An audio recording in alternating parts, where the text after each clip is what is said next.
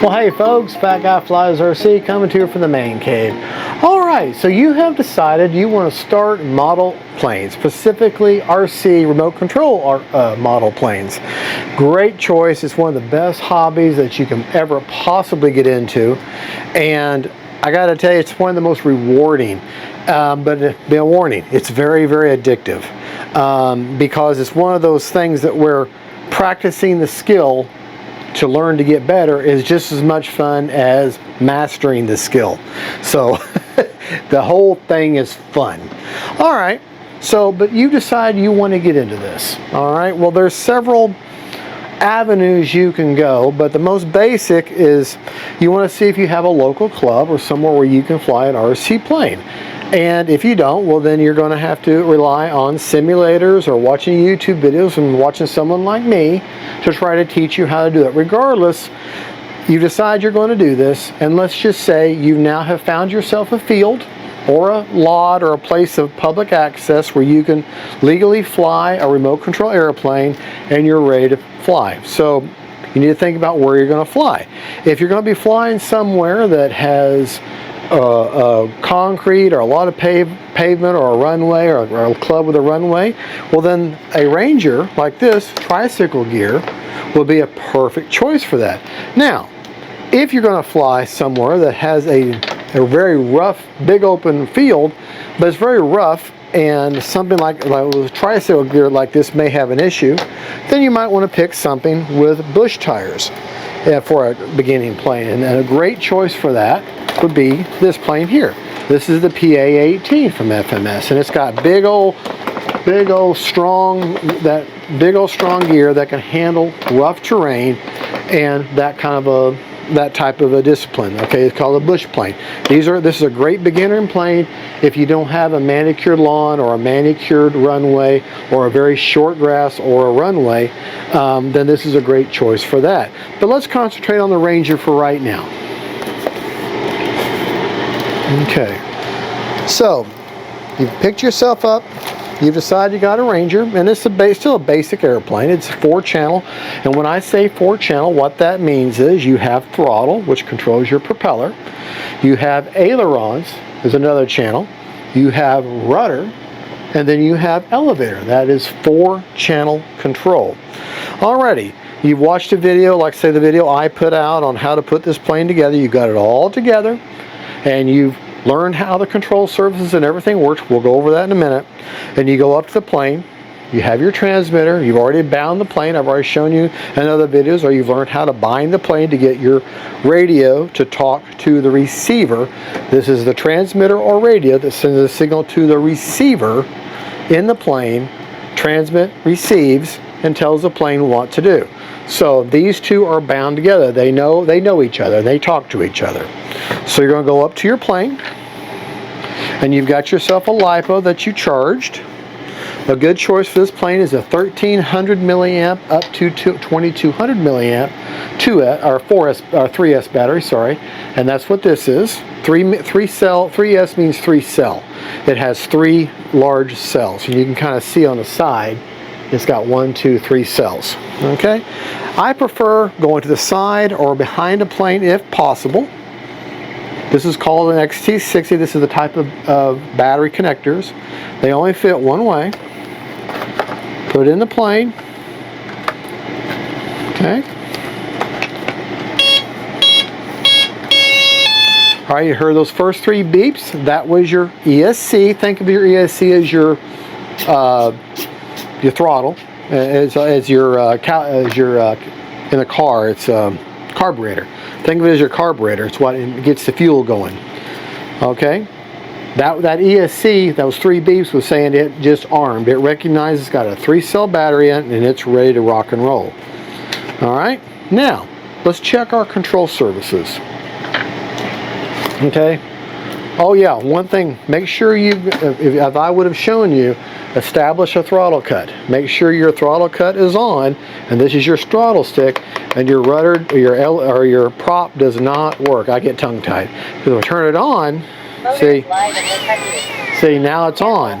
So make sure you're at the field, you put the battery, you make sure your transmitter on, you put your battery, and make sure your throttle, be familiar where your throttle cut is, because you don't want to accidentally put the battery in and it fires up, and then you slice into your finger or cut yourself or somebody else. So make sure your throttle cuts on. And I don't recommend having the prop on in the shop for that exact reason. You accidentally hit it and you cut yourself, but this is for demonstration purposes. But my throttle cut is on, so I can hit throttle all day and that prop's not going to react. Okay, but we want to check our control surfaces before we go flying. Okay, and this is our ailerons. Right aileron, left aileron. Okay, you're going to pull back on your elevator, up elevator, down elevator, right rudder, left rudder. Okay, so this is if you're at the field. You make sure all your control surfaces work. You already know your throttle's working. Now, at the field, when you first get there and you got your plane ready to fly, something you might want to do, especially if you've been flying the plane for a little, kind of tug on your control surfaces just a little bit. Just kind of give just a light little tug on them. But what you're doing, just kind of pull on them a little bit, because these are made. Let me show you what I'm doing. These are just made of pinched foam. You want to make sure that they haven't come undone, because last thing you want is your control surfaces to come undone. Check that before and after every flight. Okay, just making sure that all your linkages, everything's working, everything's in good working order. Your wheels turn and they're on, they're good and secure. They're not loose or anything. Just general maintenance. Make sure the connection points. This is the clevis. This is what controls the rudder. Make sure that's nice and secure. Same thing, the clevis for the elevator. Make sure that's good and secure. Okay, not broken or frayed.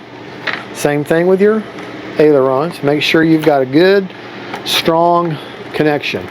Just kind of give them a little tug. Just make sure everything's working good.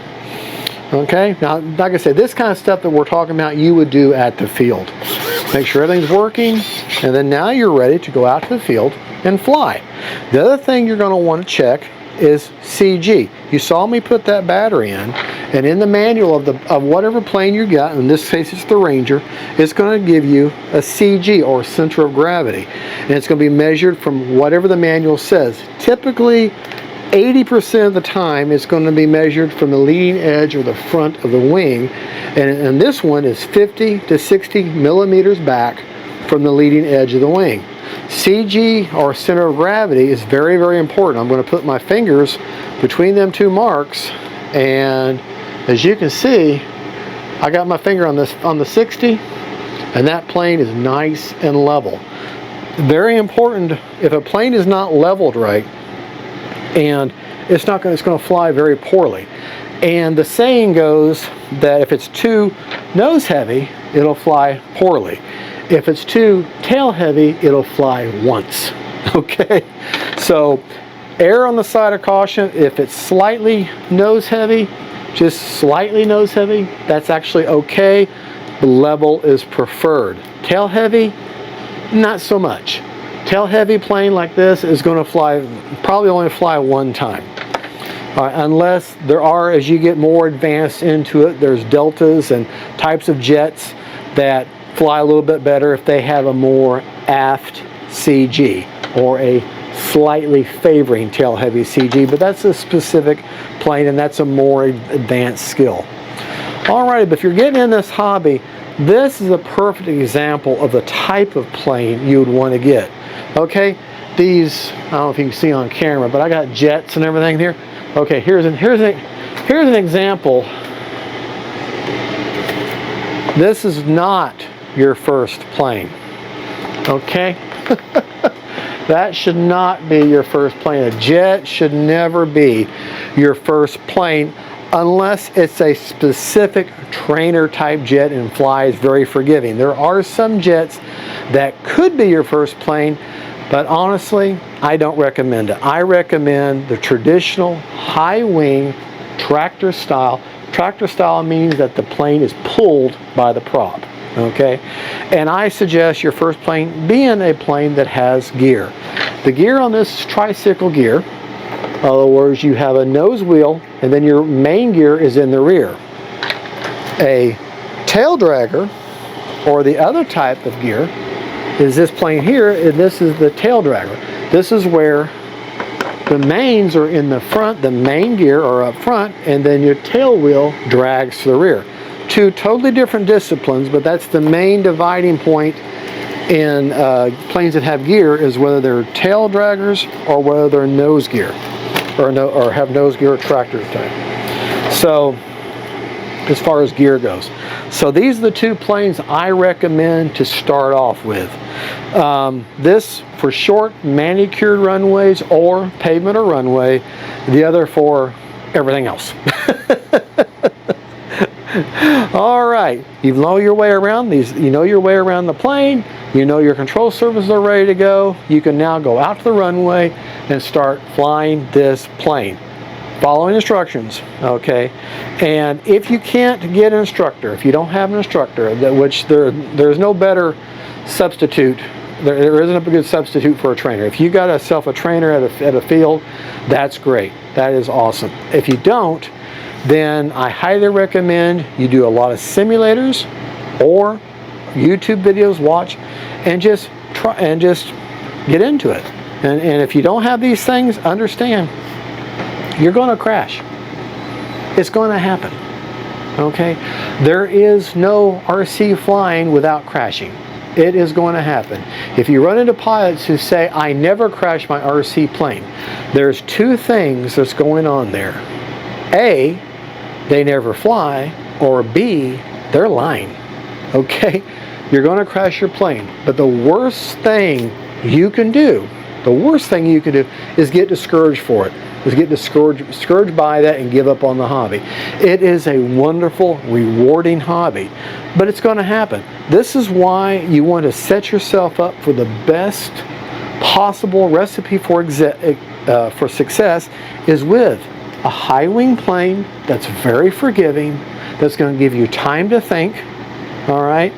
And you can get up and you can have fun with it, and you can grow with it. This is why the Ranger and the PA-18 and there are other good trainers out there are great choices to start out with. You don't start. I read a post the other day where a guy got his first, he says, first RC plane. I got my first jet, and it was an SR-71, a twin 70 miller, really super fast SR-71.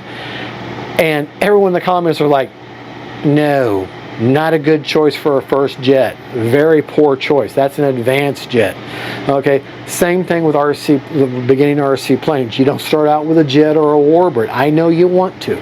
I know they're cool. They are.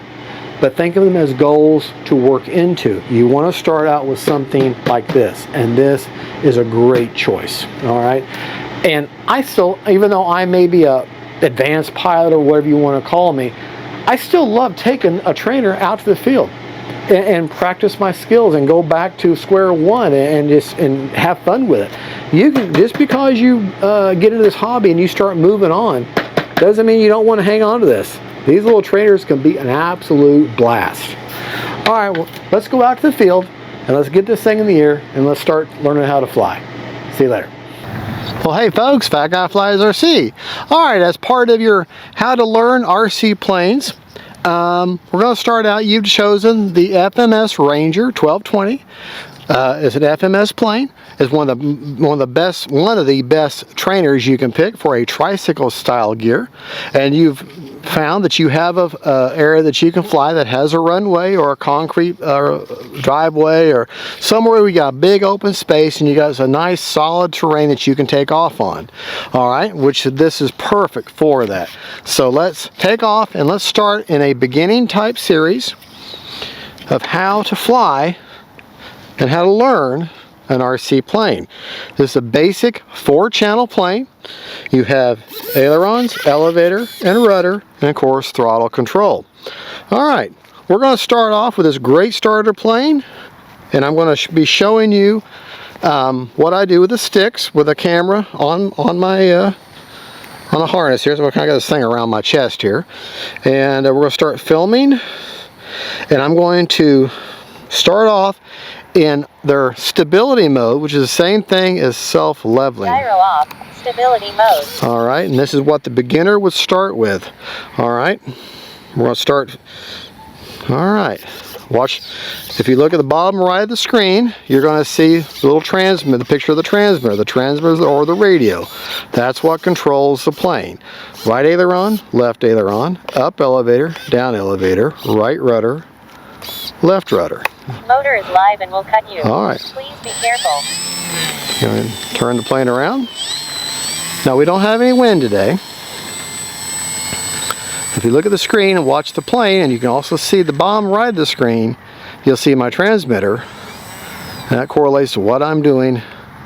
All right, this is in beginner mode, in other words, self-leveling mode, and we're just going to fly a circuit. I want you to imagine your field, the area that you're flying, is a huge, huge coffee table, and you're just going to fly those four corners.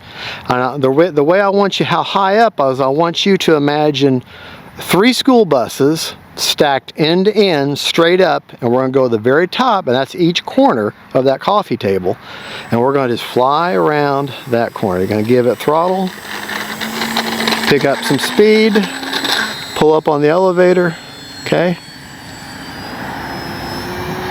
gain altitude, and then we're going to start turning. All right, there's the top of our school buses there. Start turning again, a little bit of aileron, a little bit of rudder, keeping myself straight. Okay, the other school bus, top corner there, and then the third school bus, that corner. And all I'm doing, maintaining, never take your thumb off the throttle. My direction is being controlled with my rudder and my ailerons. Going to my last school bus. All right, then I'm going to turn. Time remaining 5 minutes. Okay. Go out to that corner. I'm going to turn again. Okay. Keeping my thumb on the throttle.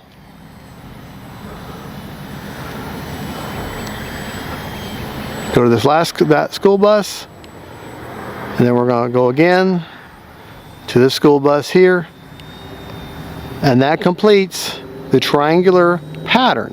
Okay, now what I want you to do is you're going to just fly that around a few times. Get used to keeping the plane level. Get used to flying, going in this pattern. School bus. Notice I'm about half throttle right now. School bus there. Okay. Just getting a feel for increasing my speed just a little bit now. Turn at that school bus, and then turn in at this school bus here. Keeping the plane level as possible. All right, now we're going to start lowering it. We're going to take a school bus away at this corner here. Okay. Dropping our speed a little bit. Still keeping it level. Go down just a little bit. Now, we got rid of a school bus. Okay, now we're going to fly this circuit here. And this is the pattern that I want you to get used to. Basically like a school bus and a half high. Okay. This is a good pattern here for you. Maintain this pattern, do a couple passes. Remember, when you're going away from you, like I am now, your controls are a certain way. Okay? And then when you're coming at you, they're backwards. Because you just have to get used to that. Okay? You want to just keep doing this pattern. Just keep doing this pattern over and over again. I'm a little too high. Okay, just keep doing this pattern. Get used to flying this pattern. It may seem boring, but what you're doing is you're locking in that muscle memory. And if you play any video games at all, well, this will benefit you. All right, now go out here. Now let's change it up a little bit. Now at the middle, Go out here to the school bus here. Then halfway down the field, we're going to cut across. Okay? Same kind of turn. Okay? Same kind of turn. We're going to start flying around a circle now. Time remaining 2 minutes. Flying around a circle. Okay? Now, go back the other direction. Get used to flying the other direction there. Do all this up as high as you can comfortably see the plane and what it's doing. Remember, altitude is your friend.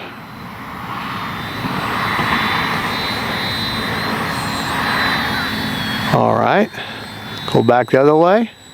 We have a little bit of wind that's off to my right. In other words, the plane is going away from the wind now. But we're going to attempt a landing. So what we're going to do is we're going to go out here. We're going to start turning back towards us, putting the plane into the wind.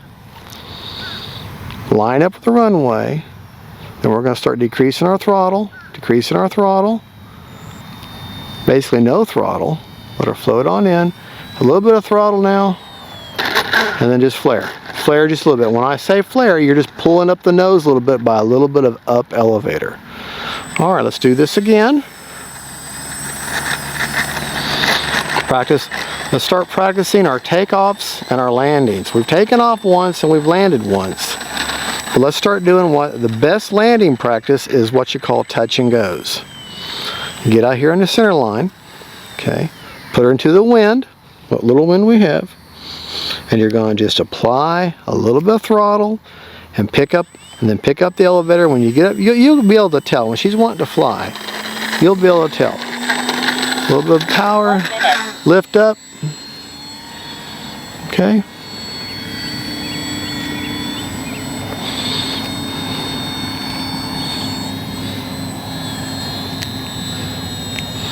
I'm in beginner mode. This plane will not turn itself upside down, no matter what I do.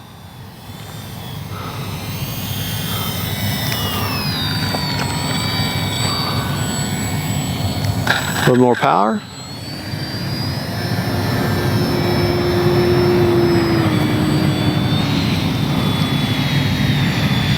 Seconds. We'll get one more round, then we'll land the plane and go over it.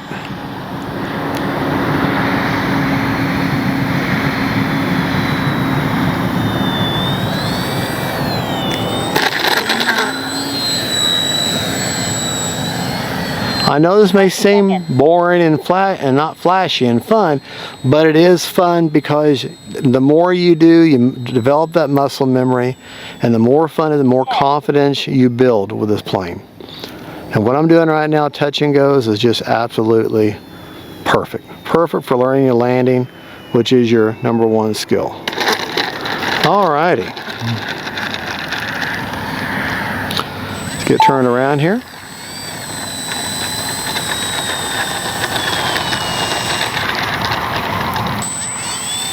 All right, I'm going to turn the transmitter film off. Okay. Motor is off. Safe now, to touch.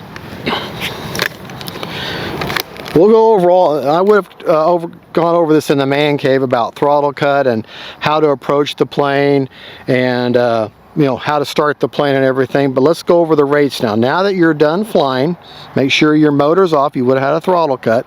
That way you don't accidentally cut yourself. Okay. And you want to check your battery. Now you can either pick up the plane, take it back to the bench. If you're going to fly again, to stay on the field, whichever you want to do, whatever your rules are at your club, if you fly at a club. Okay, notice how I'm approaching the plane from the rear. That's if you can do that, that's always best. Approach the plane from the rear. Battery hatch. Okay, I'm running a 2200 4S or 3S in here, and checking the plane, keep my fingers away from the prop. Still 60%, so we're going to definitely go up again.